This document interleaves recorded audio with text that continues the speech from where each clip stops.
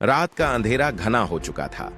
बारिश की बूंदें महल की टूटी फूटी छत पर गिर रही थीं और हर बिजली की चमक के साथ दीवारों पर बनी रहस्यमयी पेंटिंग्स एक पल के लिए जीवंत हो उठतीं। रवि और उसकी दोस्त निधि एक पुरानी हवेली की खोज में आए थे जो कई सालों से वीरान पड़ी थी। गांव वालों का मानना था कि वहां मंजुलिका की आत्मा का वास है, जो हर पूर्णिमा की रात अपने खोए हुए प्यार की तलाश में भटकती है।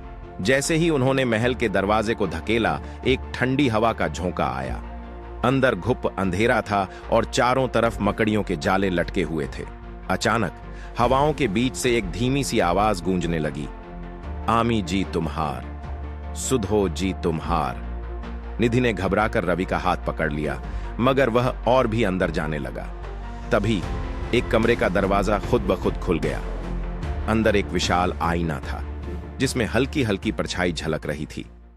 रवि ने जैसे ही आईने के पास जाकर उसे छूने की कोशिश की, आईने में मंजुलिका की डरावनी छवि उभर आई। उसकी आंखें जलती हुई प्रतीत हो रही थीं और वह लाल रंग की बनारसी साड़ी में धीरे धीरे उनकी ओर बढ़ रही थी। तुम्हें यहां नहीं आना चाहिए था, उसकी आवाज कानों में गूंज उठी।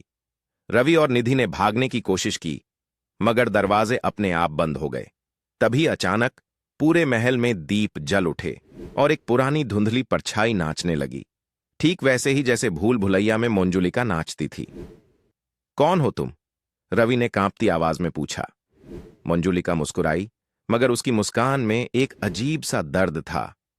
मैं वही हूं जो सदियों से अपने प्रेमी के लौटने का इंतजार कर रही हूं। उसकी आंखों में आंसू छलक पड़े। तभी बिजली कड़क उठी और वह गायब हो गई, मगर दूर से अब भी उसकी आवाज आ रही थी, अमी जी तुम्हार, सुधो जी तुम्हार। और फिर महल में सब कुछ शांत हो